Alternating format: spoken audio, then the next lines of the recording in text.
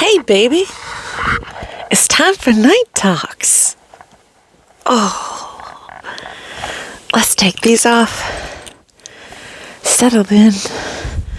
Curl up. Oh, what a day it's been. I took a nap. Oh, love me a good night talk. Did I snack tonight? Did I eat food at night? Yes, I did. I also walked 16,000 steps today. So, I mean, it's all about balance, right? Ari, don't eat at night. This is not good.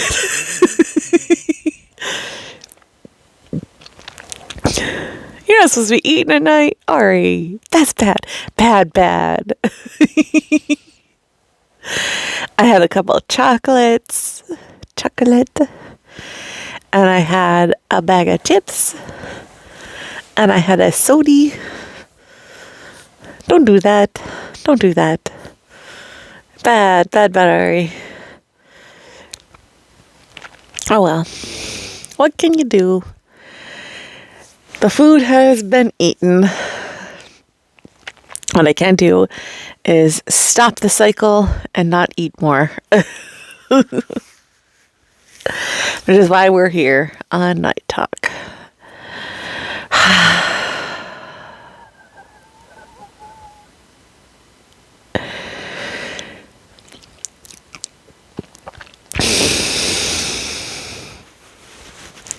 Anyway, I enjoyed my walk today. I got a coffee. I listened to some jazz music. It was raining. It felt like fall.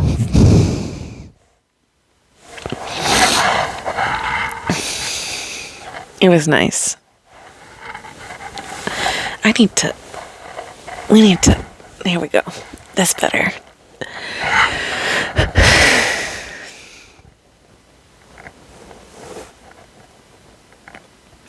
But man, did my feet hurt.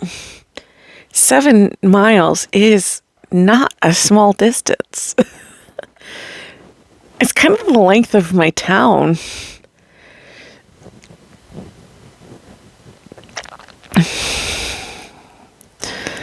Like, man, you think distance, like 7 miles driving is not that far, but like 7 miles walking, far. That is a far distance.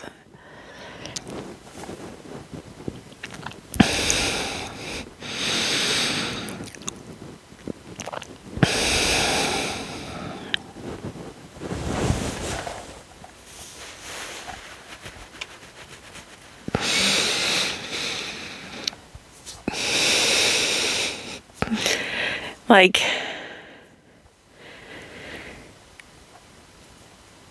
yeah.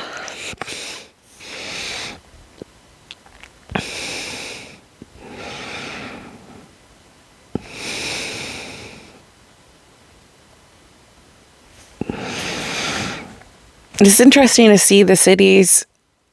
I love exploring. It's like, it's fun to see like neighborhoods like connect, like how they connect, and just seeing like where they all go.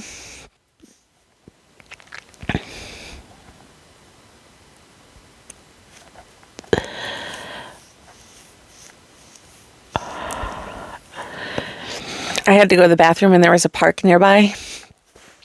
And I was like, oh, there is a bathroom here. And I was like, oh, just in time. I was like, oh, that worked out just great. I was like, is this bathroom open? He's like, yeah. The guy at the park, the park city employee, it was like 8:00 in the morning. And I was like, is this bathroom open? And he's like, yeah. And I said, which bathroom is it? I was like, oh God, I hope he doesn't think I'm like a drug addict or something. I just need to use the bathroom. I just need to poop. I'm just fat.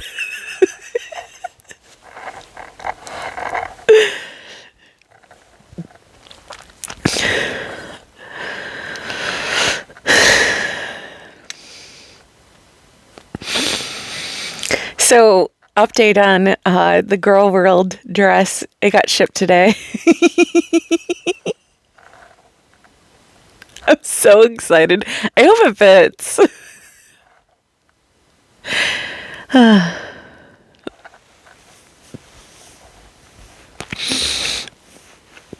It might be a little baggy on me. I might have to do something to like, I might have to belt it to like make it fit, but that'll be okay.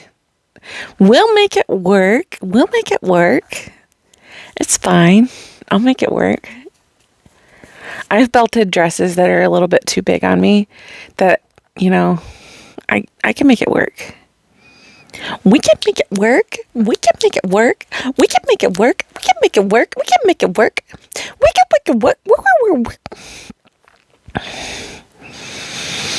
I drink that soda and now I'm like, wired.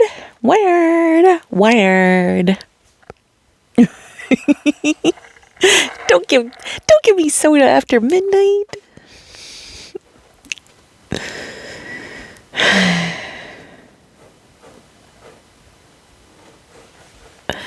My cat's using his litter box.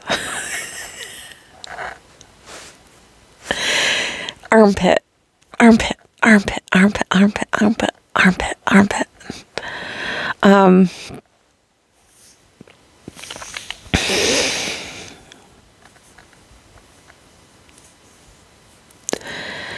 My friend asked me to help him move. Help his girlfriend move. And I was like, yeah, sure. And he's like, I didn't think you'd say yes. And I was like, why did you ask? Like, yeah, I'm going to say yes. Like, did you not have friends in the past that would help you? Like, yes, I'll help you.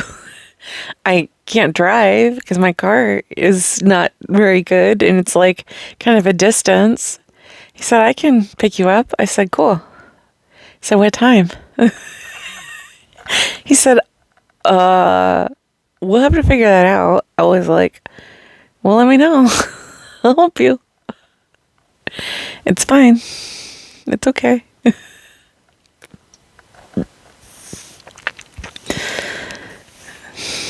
I think the thing with people is like, people don't expect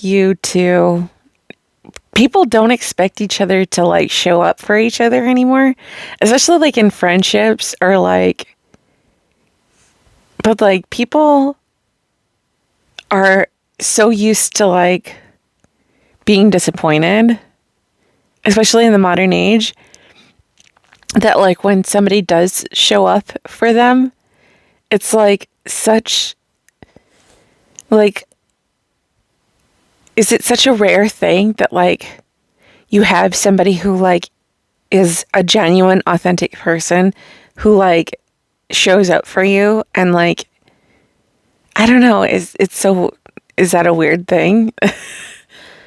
I just like, cause like part of friendship is like even give and take, and like I check in with them and like he checks in with me, and like I don't have any like inclination to like date him or anything. I just want to show up for him as a friend, you know. That's the whole point. That's what being friends with somebody means.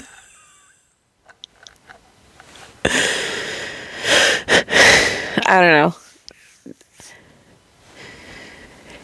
I would never date him because he's got issues. But like, he seems like a nice guy and he's a Democrat and like he's fun. But like, man, he's got issues. He needs a friend. He needs friends. But like, I don't know.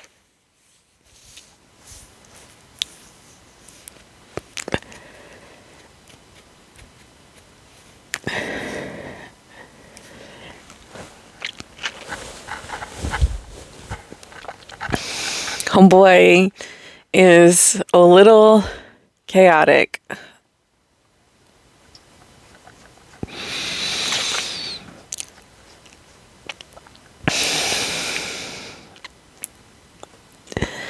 That's okay. Sometimes you need a little chaos in your life.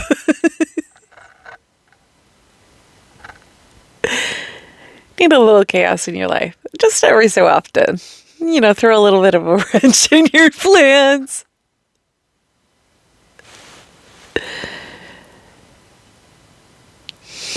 He said, I didn't think you were going to say yes. I said, all right, should I not have said yes? Are you going to kill me? He said, we can guarantee your safety. He said, that makes me feel safe.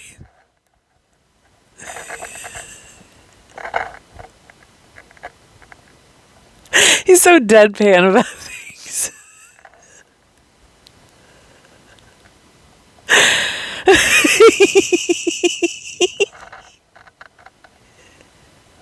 We can guarantee your safety. So funny.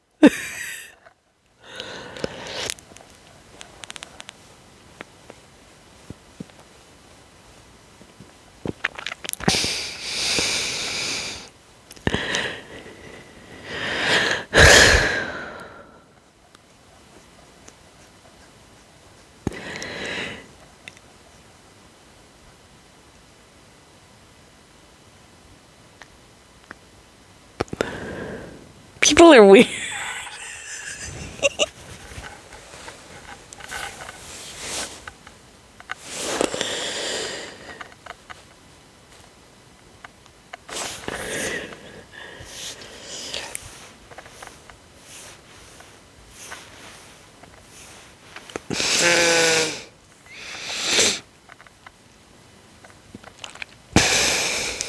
My cat's sitting on my feet. He loves me. He loves me.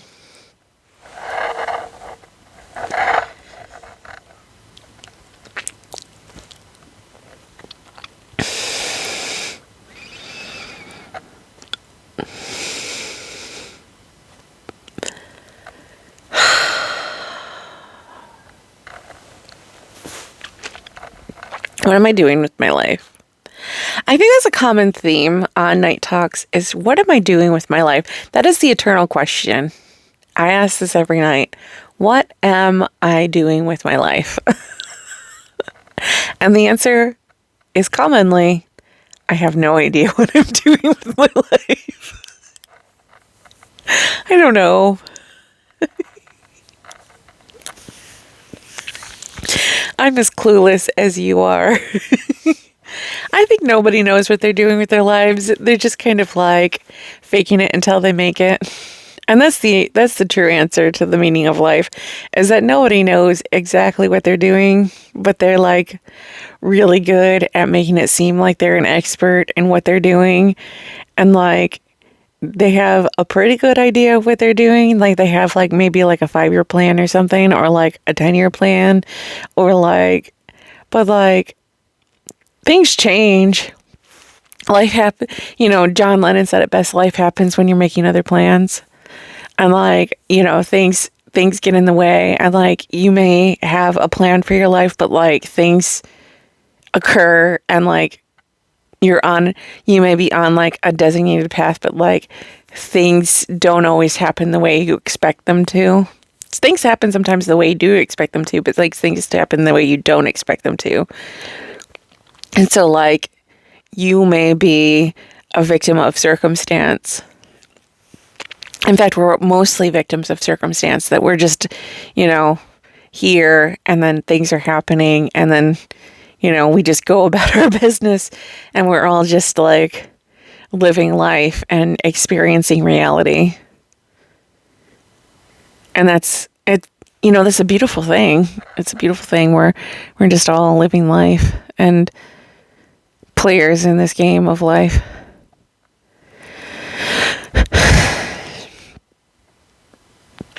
It does not help with my delusions, however, that I am being a victim of circumstance, that, you know, this is all a movie and I am experiencing reality, and that there is a film director playing out his demented movie script on my life. I was talking to my therapist about like how I think that all the cameras that are filming us, like flock cameras and ring cameras and cell phone cameras, and, you know, all these cameras are like part of the like cameras that make up this like surveillance movie that is my life, and that any camera is a potential camera in this movie, and that it's supposed to be like, what do you do when you're being filmed all the time, and like, how do you act when you know that you're being filmed in a movie, that you are a victim of circumstance.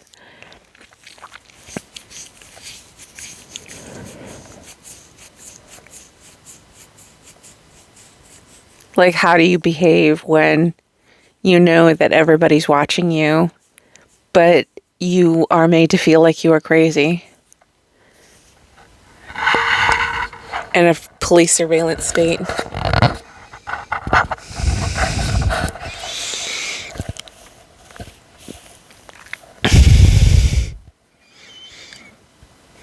It's like a mixture of like gaslight and like police surveillance state, and like, I don't know. It's crazy.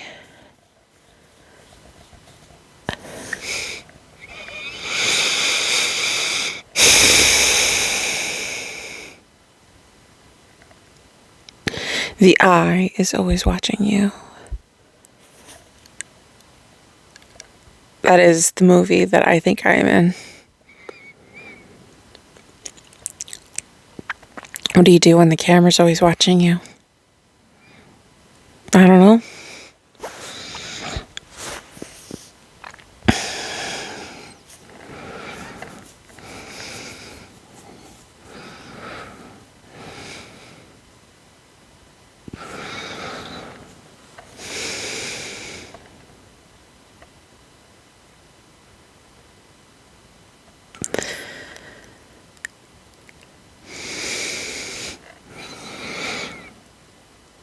I acted out of turn today.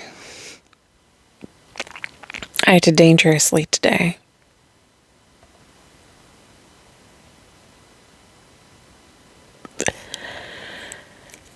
I shouted for the first time in quite a while.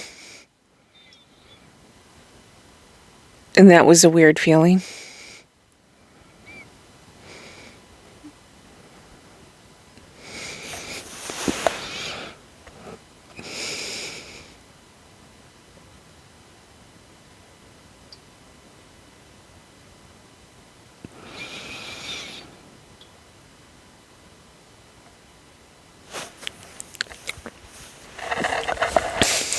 I think that, like,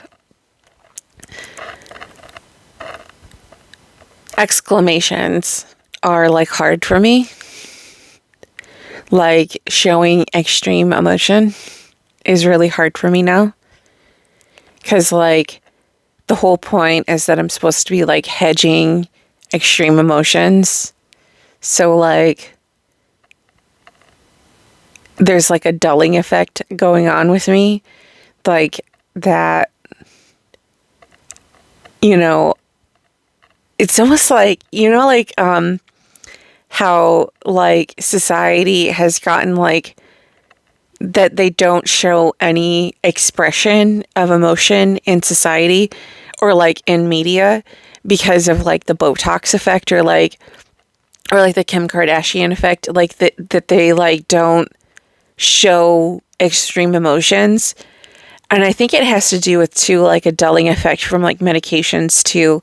Like, that as a society, through therapy and things like that, that there's, like, this idea that, like, we're supposed to, like, take the edge off, and just, like, we've dulled ourselves mentally. And, like, the idea of, like, showing extreme emotions is, like, disordered. Like, if you show extreme happiness or extreme sadness, that's like a sign of mental illness. You know what I mean? Like if we show extreme happiness, that's like manic behavior, or if we show like sadness, that's like depression, or if we show like any extreme behavior, that's like disordered mental illness behavior. And like people are like concerned by like any show of emotion, because like any emotion is like considered, like if you're sad, they're like, why are you gonna cry? Or if you're like happy, they're like, why are you manic? Or like, but like it's like any extreme emotion is like assigned to like a mental illness now, because like we're so hyper focused on what is wrong with us and like what is wrong with people, that like we don't allow for like normalcy, that this was just like normal human expression, and like nothing is just like normal human expression. Everything is just like micro managed and like micro, because I was like talking to my therapist and I was like, I am like micro managing my dysregulations now, and so like everything is like and like I was thinking about it, and I'm like, not everything is a problem. Like, is it? Like, you know, if I am a little bit happy or a little bit sad, is that such a problem? Or if like I'm a little bit anxious or like a little bit sad, like am I allowed to have like just regular feelings? And it's like, no, like because of my disorder or because of my disability, I do not allow myself to have like regular emotions anymore. I have to like assign it like a value now because of my mental illness, that everything has like a +1, -1, that nothing is just plain zero value anymore. And like, it's either manic or depressive. Like I'm either heading towards hypomania or hypermania or hypomania, or like depression. And it's like, and it's like that, it's so exhausting to like micromanage that. Like I'm constantly like ruddering my boat in one direction or another. And it's so exhausting to have to micromanage that now. It's so frustrating to me. It is. Like I'm constantly being like, oh, oh, oh, oh, oh, oh, no, no, no, no, no. Oh, I'm a little bit up today. Gotta be careful. Maybe I should take a nap. Maybe I should meditate. Maybe I should do this. Maybe I should do that. Oh, I'm a little bit down. Maybe I should take a shower. Maybe I should go for a walk. Maybe I should do this. Maybe I should do that. What are the things that I can make my day better? What can I do then?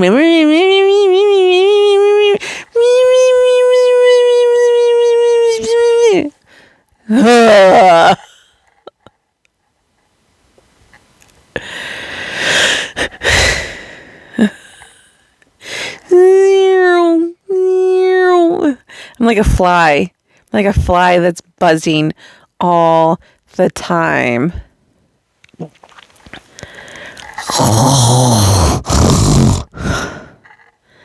It's frustrating. But if you have bipolar disorder, you understand the idea of micromanaging your emotions.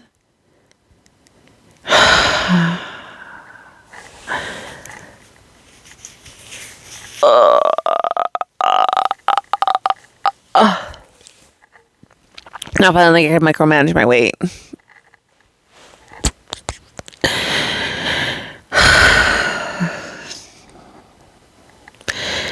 My mom's like, why is your cat so devoted to you? And I said, because I feed him snacks. I said, if you feed him snacks, he'll like you too. And so my mom started feeding him snacks, and now my cat likes her. And she's like so delighted. And I said, yeah, that's all it takes. Is if you feed him snacks, he likes you. I said, that's not hard, is it? My mom's like, is that really all it takes? I said, yeah, he's a very simple cat. I said, it doesn't take much. You feed him snacks and you wait for him to come around, and he will come around, and he will like you. She said, it's not that simple. I said, it's very simple. She says, he's kind of a snobby cat. I said, he's not snobby. I said, he's just very standoffish. I said, he doesn't really like being pet very much. That's just the type of cat he is. I said, he just, you have to kind of work with him. I said, he will never really like being pet or held, just because that's the way he is. I said, but he'll sit next to you, or he'll come near you, and he'll lay next to you, but he doesn't really like being pet very much. That's just the kind of cat he is. I said, because he's kind of a feral cat, and that's just his personality type. But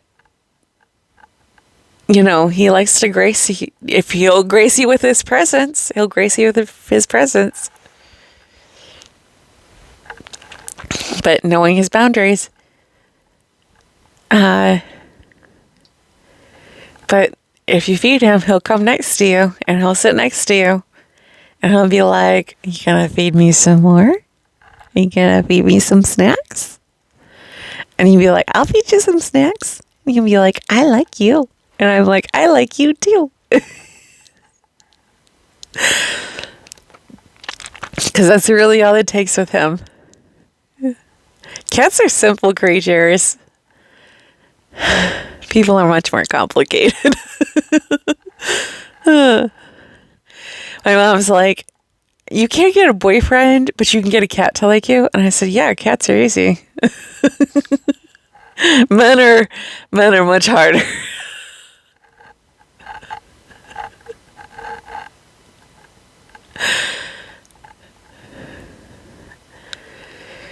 She said, this cat is totally devoted to you. I said, yeah.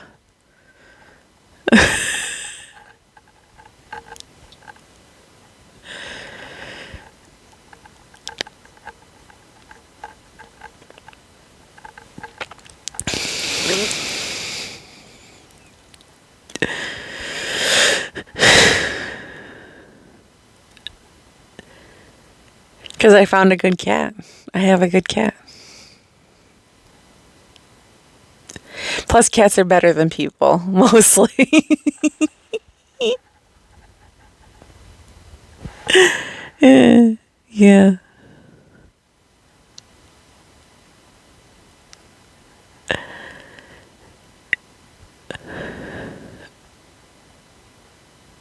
He still attacks me every so often. And yeah, sometimes I kind of deserve it. Because I mess with him. But,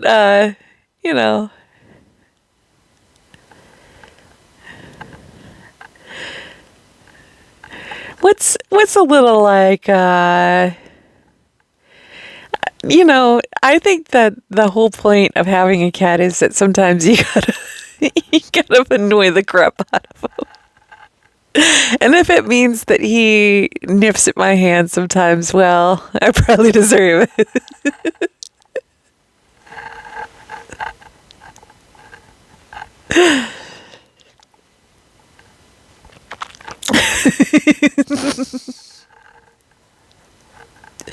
Like, don't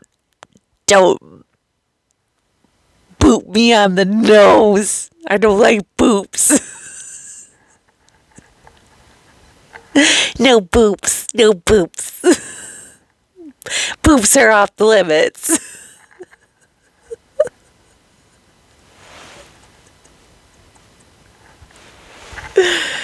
Sorry.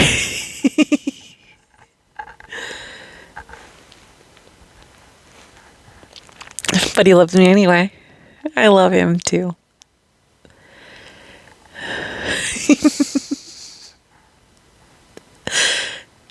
He did wake me up the other day, and he did boop me on the nose. It was like revenge. He was like, I was like, are you booping me on the nose? He was like, how's it feel? How's it feel?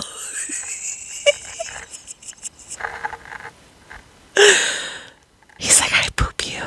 I poop you now.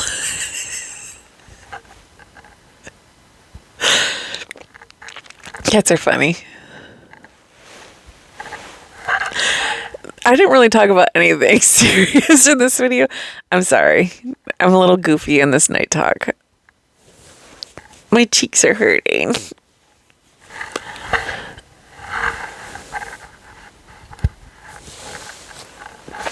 Find you a cat that treats you like a queen or a king. Do you know who my favorite cat person is? Freddie Mercury. I aspire to have cats like Freddie Mercury. He was like cat person, cat aficionado. I worked for a magazine subscription company, and my favorite calls to take were for Cat Fancy. There were not many people subscribed to Cat Fancy, but the people who were subscribed to Cat Fancy were like extreme cat people. I loved the people who were subscribed to Cat Fancy. Those were like my favorite calls to take. People loved their Cat Fancy magazine. I love taking calls for Cat Fancy. They're like, where's my Cat Fancy magazine? I'm waiting to get my Cat Fancy magazine.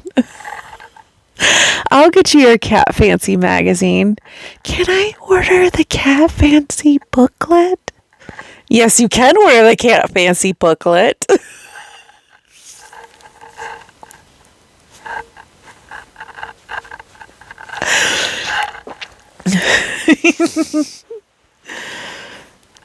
Anyway, this has gone on too far. I'm going to bed.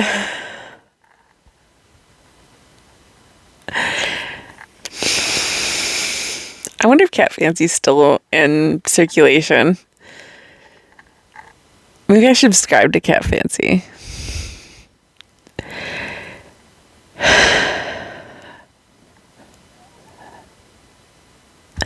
Anyway, thanks for listening. If you enjoy the podcast, do all the buttons. Like, comment, subscribe. And I'll see you on the next one. Bye-bye.